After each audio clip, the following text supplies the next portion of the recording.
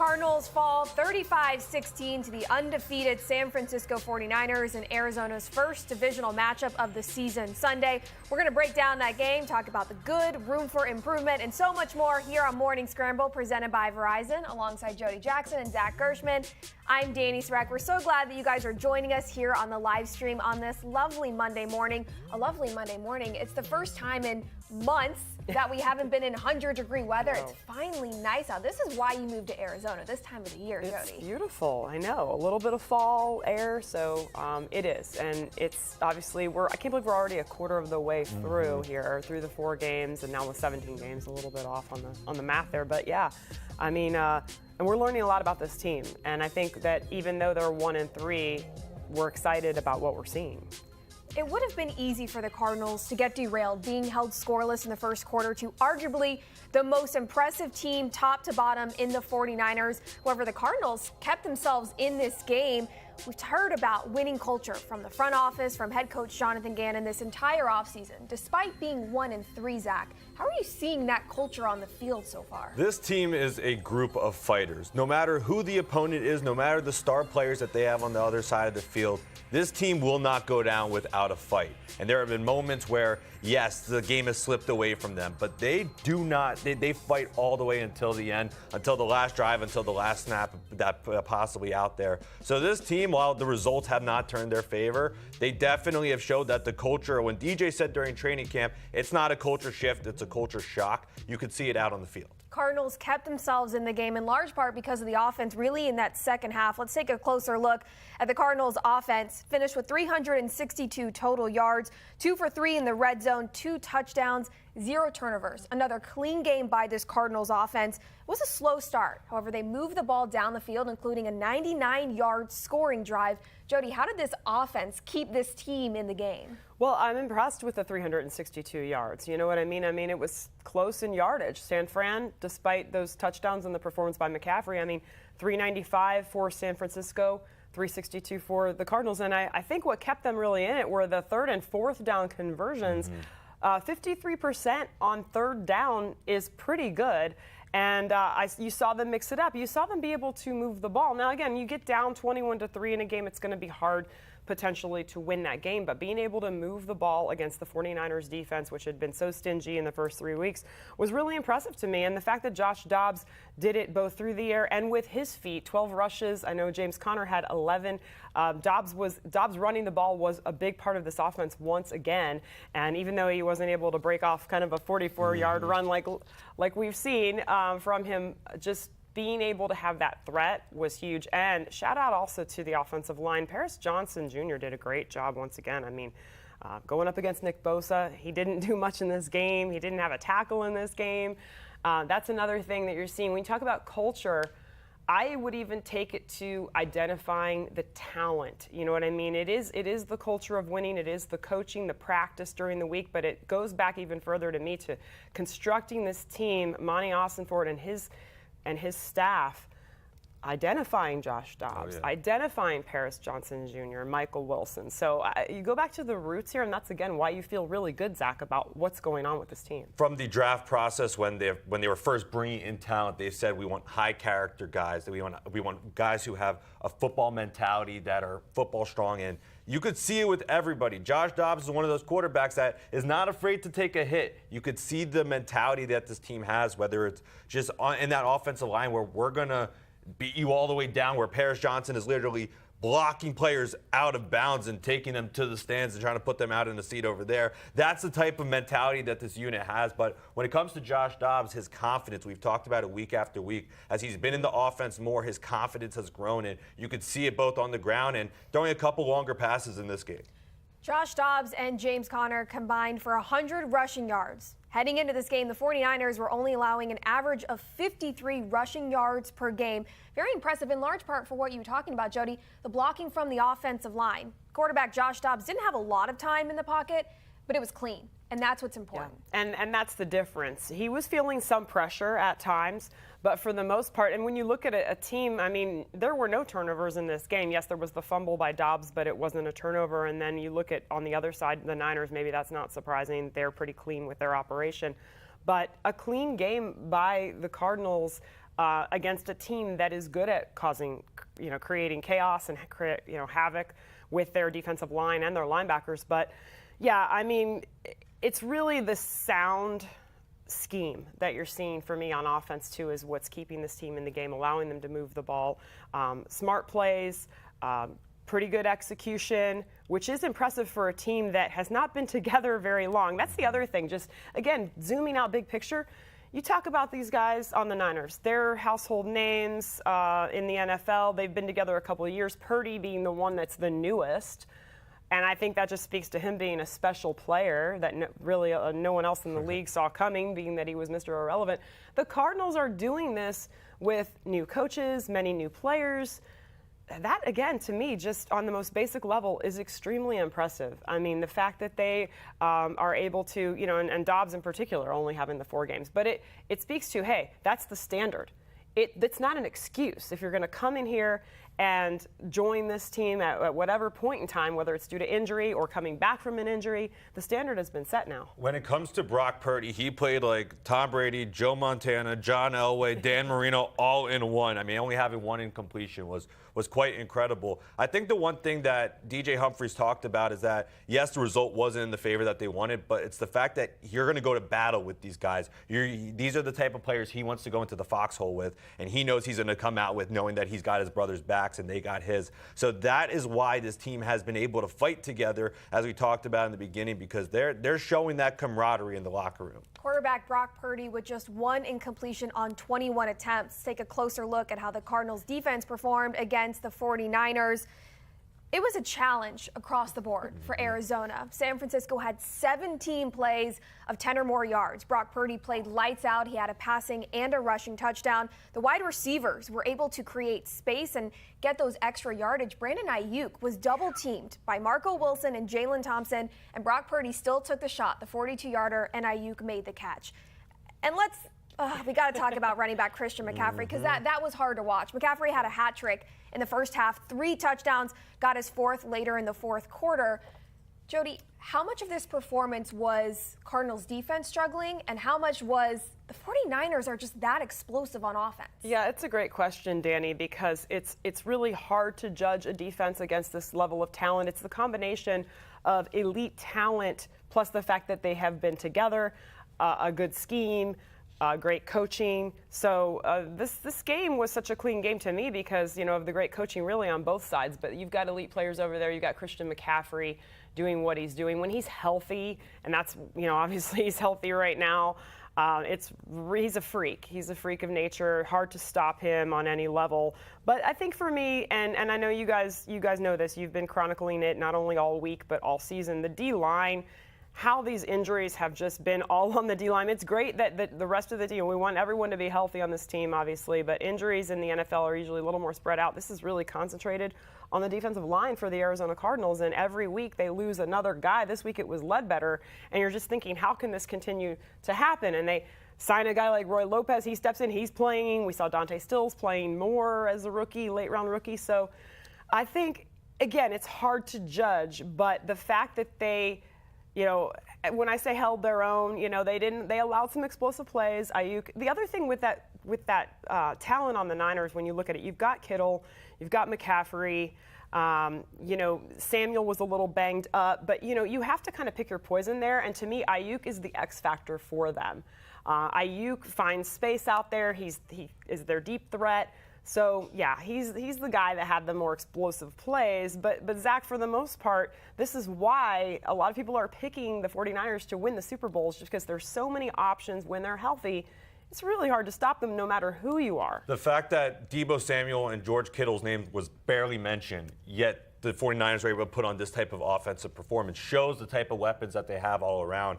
Jonathan Gannon was asked earlier on in the week that because he coached against them when he was in Philadelphia in that NFC Championship game, and because this 49ers team has the experience of playing together, unlike the Cardinals do, with the Bird Gang having so many new members on that team, they asked Jonathan Gannon, does that give them an advantage, a disadvantage? And he's like, entirely an advantage. Even though we know that their scheme is going to be the best in the world, as JG referred to it, they are able to execute it better than anybody else is able to because it's their scheme that they've been able to trademark. And that's why they've been so dominant all around with the defense and the injuries. Obviously, injuries are going to be in football. We know that. But I think as much as it's also about the defensive line, when you lose a guy like L.J. Collier, Carlos Watkins, Jonathan Ledbetter, you had Lecky Fotu out for a little bit, and now he's back healthy, which is great. You're also missing Budda Baker still, and that's your captain of the defense, and that's your heart and soul back there. And with Marco Wilson, Kayvon Wallace, Jalen Thompson, they weren't able to limit a Brandon Ayuk because of his speed, that X factor, what he brings to the table. When you lose a guy like Budda Baker who you don't have on the field, that obviously leaves a hole, as we were able to see. Not just the safety Budda Baker dealing with a hamstring, linebacker Josh Woods, who got hurt week 1. It's been Ezekiel Turner who's been stepping up, who's mostly played special teams throughout the last couple years with the Cardinals. Zach, I know he was one of the players that caught your eye. Yes. Why? I mean, I think also the special teams component of it, converted a first down off a fake punt, direct snap right to him. He went for a 2-yard gain. And Dennis Gardick said that's, in a quote, an incredibly explosive play to steal a possession. And that's what Jonathan Gannon has preached this entire time, is those explosive plays. You may not look at a fake punt necessarily that goes for 2 yards as an explosive play, but it's the fact that Ezekiel Turner was able to get the offense back out onto the field. On the defensive side of the ball, 9 tackles, leading the team. His name was mentioned all over. He was all over the field. And when you have a guy like Christian McCaffrey running over the field, Ezekiel Turner was really the only person that was able to bring him down. Now, we talked about how he was getting, it was a little bit of trucking at point from Christian McCaffrey, just the freak nature that we've already alluded to. But Ezekiel Turner, I thought, really stepped up when a guy like Kaiser White, his name wasn't mentioned all that much, was only 3rd in the team in tackles, I believe, with 7. So the fact that Ezekiel Turner was able to come in, play solid snaps in for Josh Woods, definitely stood out to me. Someone else who has stood up to the challenge is outside linebacker Dennis Gardeck. Another player who for the last couple years was mostly getting his snaps on special teams has really stepped up as this veteran in the outside linebackers room. On Sunday against the 49ers, Gardeck with a quarterback hit, tackle for loss, and a sack. That's Gardeck's 4th sack of the season. He now ties the franchise record with linebacker Ron McKinnon for most sacks by an undrafted player. Incredible start to the year for Dennis Gardeck, who I'm not sure many people expected this type of performance, especially so early on from him, Jody. Yeah, he has been fantastic. Another example of a special teamer coming and becoming a big part of this defense. And to be able to have 4 sacks early on this season just shows and kind of sets a table for what we can expect for him getting better each week. The spin move, he's so quick. You know, he's not a big guy, but he's so quick. He's strong, and he plays with that energy. And, you know, he's, again, we've talked about it, but he's a great story. And he's a guy that, again, I still feel like, you know, he's coming off that injury. And, you know, he's a guy that he hates to miss that time. You could tell when he was rehabbing, it was just, he was just couldn't wait to get back out on the field and healthy. And he cherishes every moment out there, and so he works so incredibly hard. I think he could have a big year. I mean, starting as he has, Dani, like you mentioned, with the, you know, it's not just the sacks, tackles for loss, you know, getting in the backfield when he can.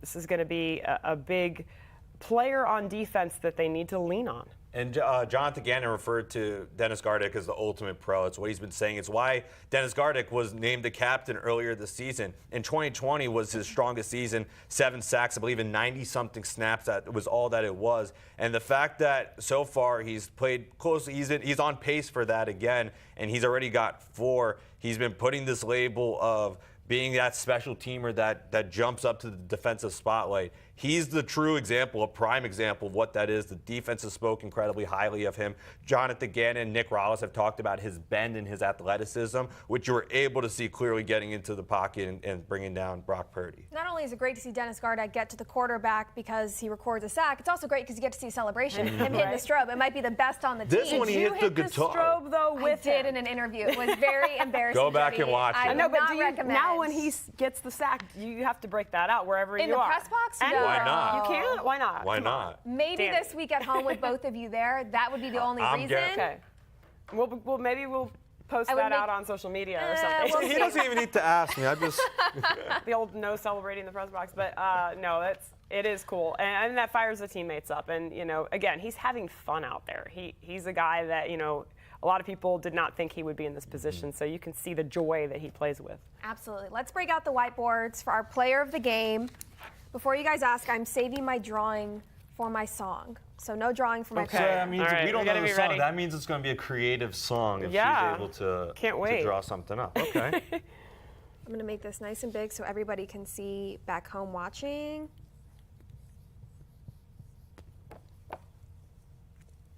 I think we all kind of went Wow, with the I same idea. really just messed that one up. You didn't space it I properly, did not maybe? space it properly. The old dreaded lack of spacing on the whiteboard. so. While you get finished, Zach, Jody, you can start. Reveal your whiteboard Okay. for your player of the game. Here we go. Again, when you pick the quarterback, I feel like it's, is that just too obvious? But we got to give props to Josh Dobbs once again. 28 for 41. A lot of, 12 rushes. So doing it with his arm and his feet as well. We continue to see him play smart with the ball, make good decisions. Make some throws downfield. Again, I feel like he's trying to target Zach Ertz early, and maybe I thought there were some penalties there that were not called. They were trying to handcuff Zach Ertz a little bit, but he did get the ball to Hollywood Brown. He really spread it around, and then he targeting Michael Wilson, who said he woke up having a great day, being back in the Bay Area. So he got the ball to his playmakers and didn't have any turnovers. Didn't lose the game per se, for lack of a better term, for lack of a more obvious term.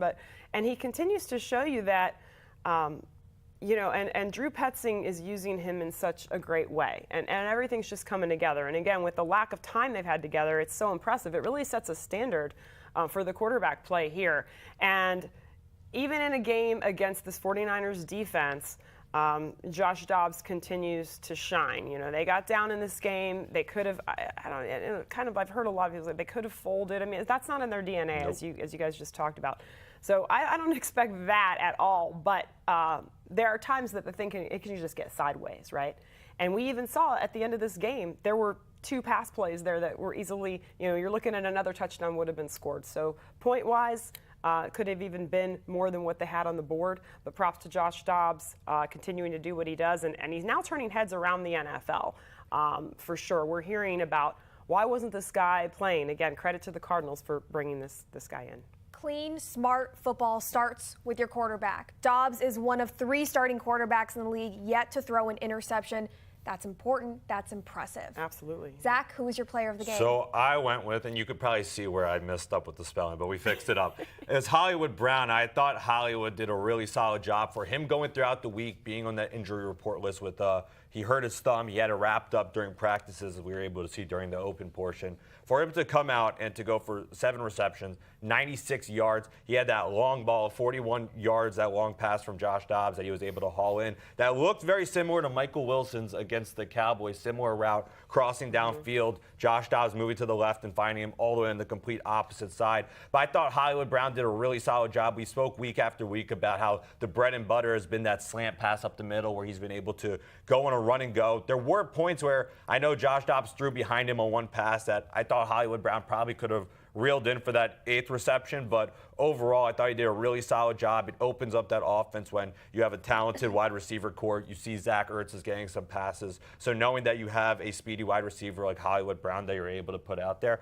I think is a huge help for Josh Dobbs. The 96 receiving yards for Hollywood Brown, the most this season for Brown, and every week his total reception yards has increased. So his workload's been increasing. He's been able to handle that week after week. And I think a big part of it's been the chemistry with Josh Dobbs that he's been able to establish in the beginning. Josh Dobbs said first week when he spoke at the press conference, he said Zach Ertz has kind of been the person that's taking him under the wing. Zach Ertz got a lot of passes thrown his way against the Washington Commanders, and you weren't able to see as much of that with Hollywood. As the weeks have gone on, the receptions have started to come more in Hollywood's way and towards his direction, and the yardage has started to go up as well, as you mentioned, Dani. I went in a similar direction with my player of the game. I went with the rookie wide receiver Michael Wilson, making his return to the Bay Area. The Stanford alum had never played at Levi's Stadium before, however, close enough. So a bit of a homecoming for Michael Wilson and a career game for him. He finished with 76 receiving yards on 7 receptions and 2 touchdowns,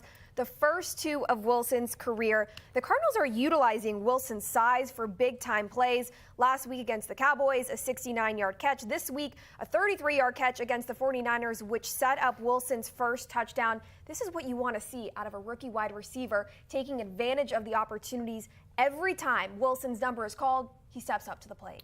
Yeah, he's healthy now. Again, it's kind of hard to realize that at Stanford it was so tough because of those injuries. Mm-hmm. But again, a terrific draft pick, and we talked about it in the preseason.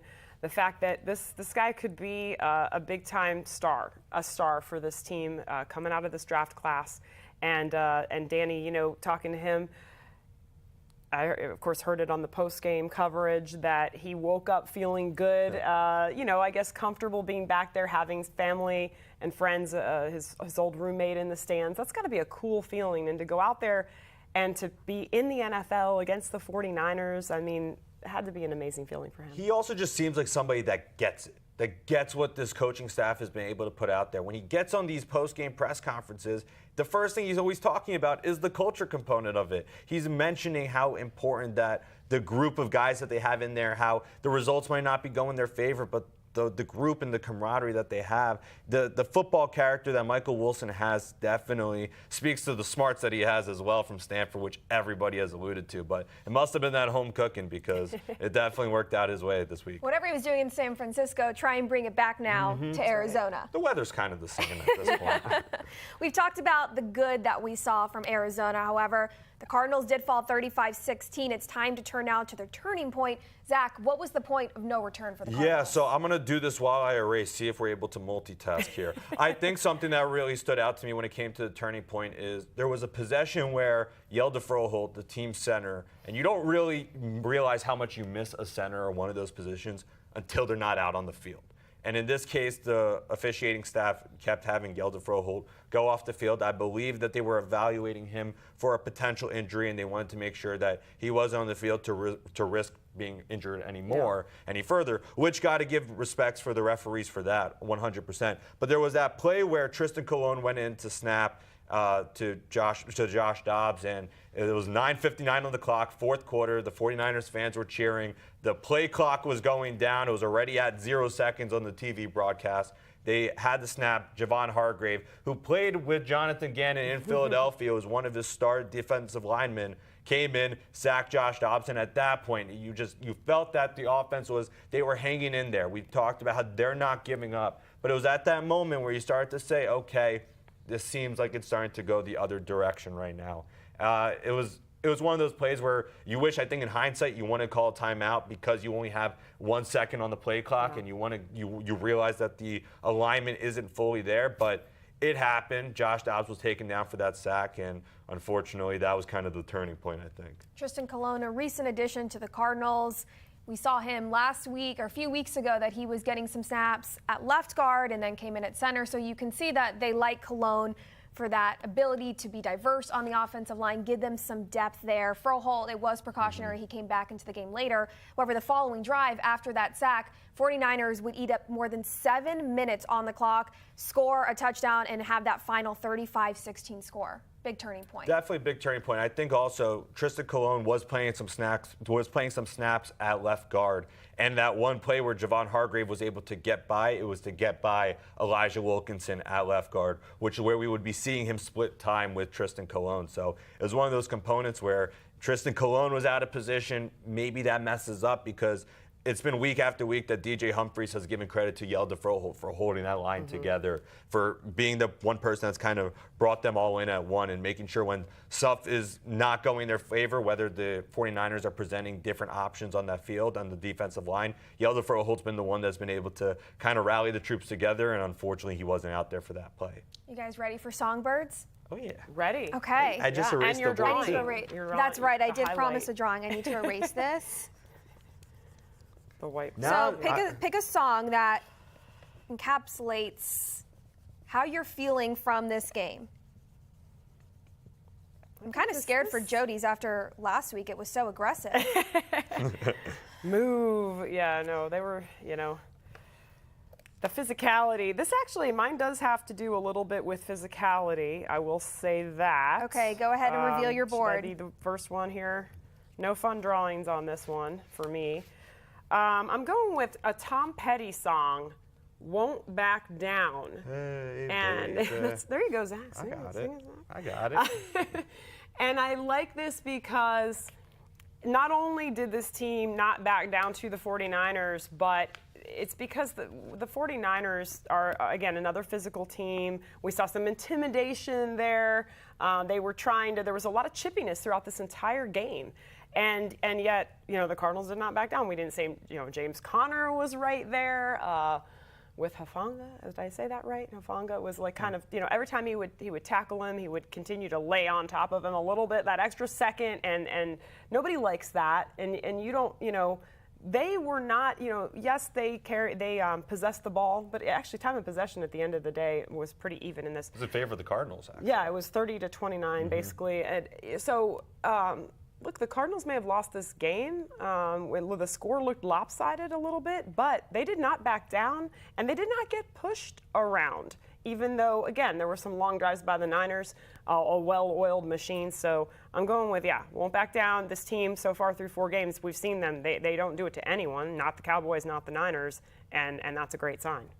Zach? So my song is One Thing at a Time by Morgan Wallen. Out of all the songs I picked, I'm pretty sure this is actually the only one I've actually listened to. But no, I think that this is a song. Bonus. I know. Listen, I see now I could talk a little bit more about the word. No, I'm not going to be a lyricist for this one. I think when it comes down to it with this song, One Thing at a Time, the title for it, this offense, this entire team as a whole, they've always been one thing away. And they've always, in that first game, it was finishing in the second half. In that third game, in that second game, it was finishing in the fourth quarter. The third game, you were able to bring things in together, but there was still that little scare that the Cowboys had coming back into the game. When it comes to one thing at a time, they've showed the fight, they showed the resiliency in this one. Now it's adding that with putting it together with the 4 quarters of football. And you have a tough task coming in with the Cincinnati Bengals. They might also have the same record that the Arizona Cardinals do right now, but it's still going to be a fight, and you still got Joey B coming into town, so it's going to be a good one.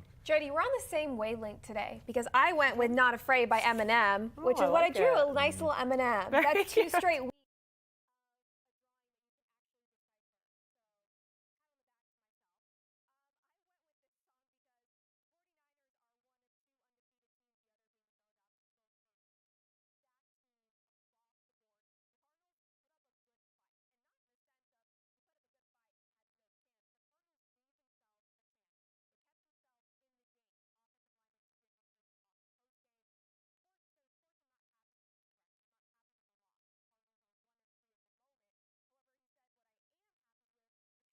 Team is fighting.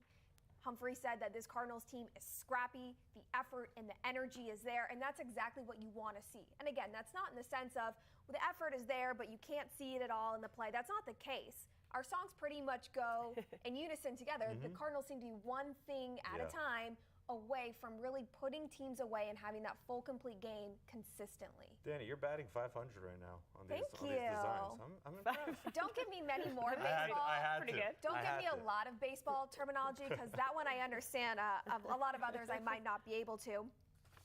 On this Monday, it possibly could be a big day. This is the first day that quarterback Kyler Murray is eligible to come off the PUP list. Kyler Murray has not been allowed to practice since he is on that list recovering from his ACL injury. However, we will hear from head coach Jonathan Gannon later this afternoon about what the plan is. What we've heard from Gannon makes it seem like the staff is not ready to take Kyler Murray off that list. And it also seems like whenever that time comes, Murray's going to need a couple of weeks to practice. He's not going to be able, doesn't seem like, to come off the PUP list, have 1 week of practice and be able to play. Similar to tight end Zach Gershman, who was coming off an ACL injury as well, had a few weeks of practice in the preseason before he got his first start. One thing at a time. That's what I'll say with Kyler Murray. It's got to be, he's one of those players, he's your franchise quarterback. You got to make sure that you have him in the right moments, that he's healthy. You don't want to rush him back. On to Cincinnati. Right, Jody? Cincinnati, that's right. I mean, that's the Belichick meme or whatever that went viral a few years ago. But yeah, I mean, on to Cincinnati. As far as Kyler, yeah, they want him to be completely healthy. And you're right, Dani, I think a couple weeks of practice is going to be very important. But again, excited to see what this team can do. We've seen them fight every single game. And we expect them to fight this week against the Cincinnati Bengals. It's a 1:05 kickoff from State Farm Stadium. Thank you so much for joining us here on Morning Scramble from the SeatGeek Studios. For Jody Jackson and Zach Gershman, I'm Dani Sureck. We'll get you right here next week, 10 a.m. live on our YouTube channel following that Bengals-Cardinals matchup.